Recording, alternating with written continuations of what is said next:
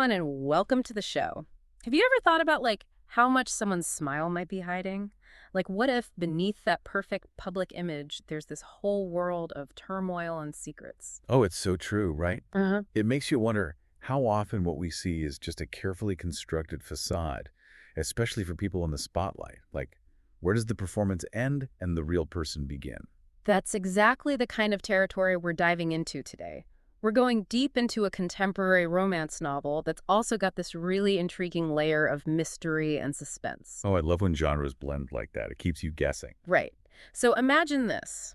You've got this intense connection sparking between two people, but they're both holding back, both trying to protect their secrets and maintain this public image. Sounds juicy. I'm already hooked. If you're into those stories that peel back the layers of seemingly glamorous lives to reveal the messy reality underneath, hit that like button and subscribe to the channel. Yes, please do. We love having you here. All right, so the book we're unpacking today is Conrad by Susan May Warren. We'll put a link in the description so you can check it out. But just so you know, this isn't just your typical love story. Oh, I was hoping you'd say that. I'm not really into those predictable romances. No, this one is so much more. It really digs into how we navigate public perception, how we confront our vulnerabilities, and how we even begin to search for genuine connection in a world that feels increasingly chaotic. I feel like that resonates so much with how we live today. It's like everyone's trying to project this perfect image online, but what's going on behind the scenes? Exactly. And even the title Conrad, it kind of invites us to look beyond just the surface level. We're not just meeting a character.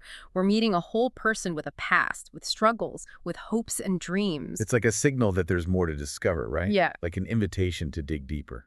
Exactly.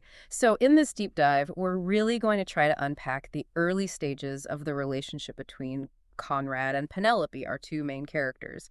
We're going to look at all the pressures they're facing, both internal and external, and we're going to try to decipher those little clues, those hints that suggest there's even more going on beneath the surface. Ooh, I love a good mystery. I'm ready to put on my detective hat. Perfect. Because you're going to need it. So let's start with Conrad Kingston. To the world, he's this hockey superstar, King Con, the guy everyone knows. But what do we really know about what's going on beneath that public persona? Right, like what makes him tick? What's he hiding? Well, even in something as simple as a calendar photo shoot, we get this glimpse of him being annoyed by the whole manufactured image thing. Oh, I bet. It's like they're trying to fit him into this box, this idea of who he should be. Exactly. And it makes you wonder how often people in the public eye feel that disconnect, like they have to play this role that might not be totally authentic to who they really are. It must be exhausting, constantly performing. Like, when do you get to just be yourself?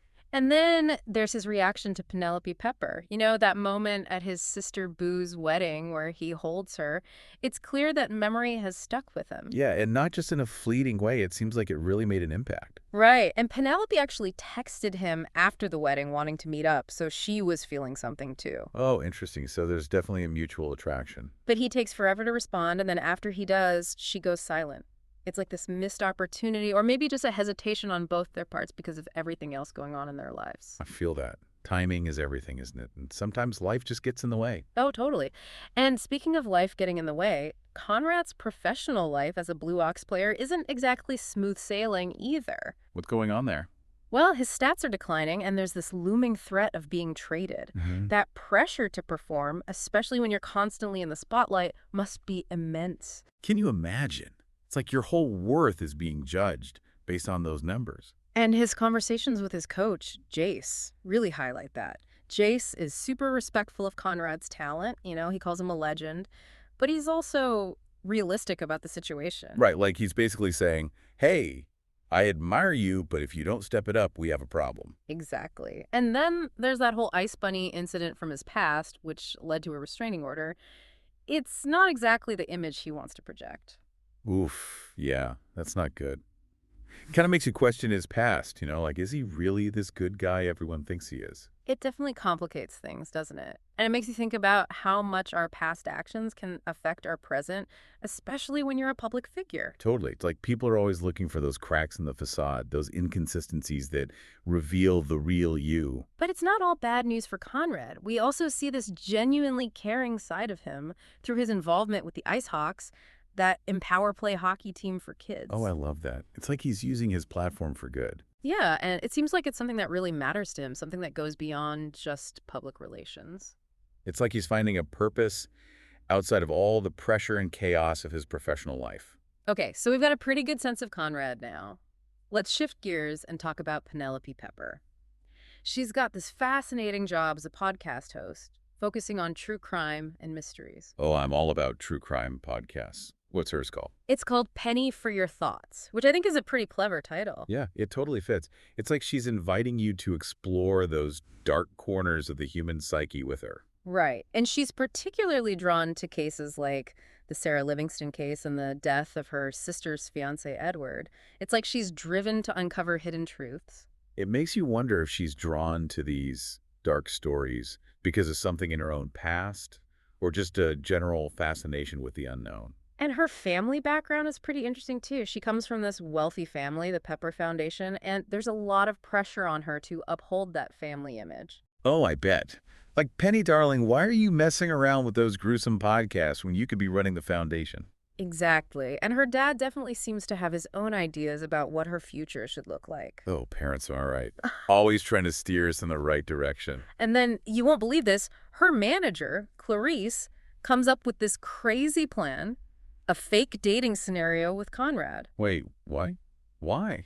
Apparently, it's all about publicity, boosting both their profiles. But Penelope is understandably hesitant at first. I mean, she knows about Conrad's past. Yeah, I wouldn't be so quick to jump into a fake relationship with someone who has a restraining order against them. Right. But eventually, she agrees, which makes you think, what's motivating her here? Is it ambition or maybe a genuine spark of interest despite everything? Ooh, intrigue. I love it. And we can't forget about Penelope's past trauma. She was kidnapped as a child, and that experience has clearly left a lasting impact. Oh, wow. That's heavy. I can only imagine how that would affect someone's ability to trust. Right, it's like this underlying current that informs her interactions with everyone, especially Conrad. It makes you think about how much we all carry with us, those invisible scars that shape who we are. And her relationship with her sister, Tia, is also pretty complicated, especially after the death of Tia's fiancé, Edward. There's a lot of unspoken tension there. Loss can really do a number on relationships, can it? Like, everyone grieves differently, and sometimes it creates these rifts that are hard to bridge. So we've got these two incredibly complex individuals, each with their own baggage and secrets. How do they even begin to connect? Well, it all starts at a charity gala. Ooh, a gala. Sounds fancy. It is, and it's where Clarice's plan really kicks into action. She orchestrates this date between Conrad and Penelope, but their perspectives on the whole thing are completely different. Oh, I bet. Like, he's probably just trying to get through the evening without causing a scene, and she's probably got her own agenda. Exactly. And it's clear there's an underlying attraction, even though they're both trying to deny it. It's like those classic rom-com tropes, but with a much deeper layer of complexity. I'm here for it. Give me all the tension and the awkward encounters. And even though they have their own goals for the evening, Conrad's protective instincts towards Penelope start to show.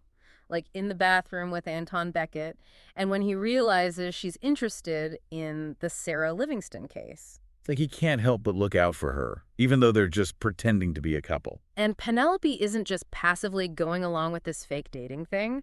She's actively investigating Edward's death, and it seems like she's starting to uncover some connections to other events, suggesting something bigger is going on. Ooh, conspiracy. I knew there had to be more to this story. Right. We also get these small, unexpected moments between them, like sharing a cookie at the Ironclad or their interactions while helping the Ice Hawks. I love those moments. It's like they're letting their guard down and just being themselves, even for a little while. And those moments are so important because they reveal this genuine connection beneath all the facades and the pretense.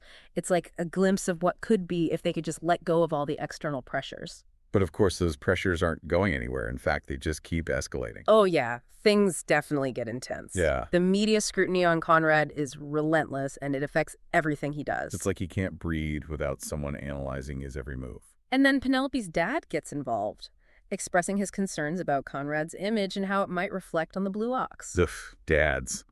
Always meddling, even with the best intentions. But it highlights how their relationship, even though it's fake, has real-world consequences. It's not just about them anymore. It's about their families, their careers, their reputations. It's like the stakes just keep getting higher and higher. And then we start getting these hints of a larger conspiracy.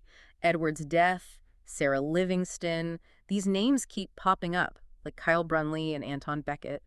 It feels like Penelope's investigation is leading her down a dangerous path. This is where the mystery really takes hold, isn't it? Like those little threads start to connect, and you realize there's something much darker going on beneath the surface. And it becomes all too real when Conrad's car gets vandalized after they meet at Turbo, and then Penelope's garage is set on fire. Oh my God, that's terrifying. Someone is clearly trying to send a message. It's a major escalation, and it shows how far someone is willing to go to keep Penelope from uncovering the truth. It's like her true crime podcast has suddenly become a real-life thriller. But amidst all this external chaos, we also get these glimpses of deep, personal vulnerabilities.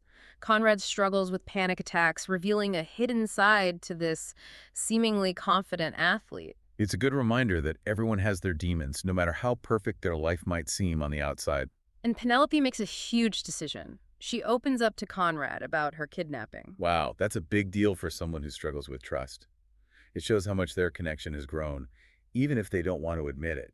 And then they have this shared experience during the car accident where they have to rely on each other in a moment of crisis. Those moments can be so powerful, can't they? Like it strips away all the pretense and forces you to see the person beneath the surface. And then there's the night they spend together in the cabin. The lines of their fake relationship definitely start to blur there, and genuine feelings are definitely emerging. It's like the universe is conspiring to push them together, even though they're both resisting. And we learn more about Conrad's past, specifically the accident involving Joe Johnson, which has left him with a lot of guilt and responsibility. It's like he's trying to atone for his past mistakes by helping others, like with the Ice Hawks. So as their feelings grow, the fake dating agreement becomes more and more complicated. Oh, I bet. It's like they're playing with fire and someone's bound to get burned. And then the incident at the ice rink happens, which brings their whole relationship into the public eye, forcing them to confront the consequences of their actions. It's like their little bubble has been burst and they can't hide anymore. And Conrad reacts by blocking Penelope on his phone, which feels like a very classic push and pull response. It's like he's trying to protect her, but he's also pushing her away. Yeah. It's confusing, but also kind of understandable. And Penelope's meeting with Holden Walsh confirms that she's in real danger, that her investigation has touched a nerve with some very powerful and dangerous people. The stakes just went through the roof. Then we get hit with some major revelations. Penelope's kidnapping was actually orchestrated by her own father, with Inga and Edward involved, and Tia confesses that she had a relationship with Edward and that he actually had feelings for Penelope. Holy moly, that's a lot to unpack. It's like her whole world has been turned upside down. And through it all, Conrad is there for her. He even rescues her from Franco, which solidifies their relationship into something real and committed. It's like he's finally stepped up and declared his feelings, not with words, but with actions. So as we wrap up our deep dive into the beginning of Conrad and Penelope's story, what are your biggest takeaways? It's amazing how much this story highlights the tension between who we present to the world and who we really are. Like, how do we navigate those two selves, especially when there's so much pressure to maintain a certain image? It's a reminder that everyone has secrets, everyone has vulnerabilities, and sometimes the most unexpected connections can emerge from the most chaotic circumstances. It makes you think about how much we judge others based on what we see on the surface without really knowing the full story. Absolutely. And it also makes you think about how our past experiences, both the good and the bad, shape our ability to trust and connect with others in the present. So, here's a question for you all to consider. How do we learn to see beyond the facades and recognize genuine connection, even when it's messy and complicated? That's a great question to leave us with. Thank you so much for joining me on this deep dive. And thank you to all of you for listening. We really appreciate you being here. We'd love to hear your thoughts on the episode. What was your favorite moment? What questions do you still have about Conrad and Penelope? Share your thoughts in the comments below. Yes, please do. We love hearing from you. And if you enjoyed this deep dive, don't forget to like the video, subscribe to our channel for more discussions like this, and share it with anyone who you think might find it interesting. Until next time, happy reading.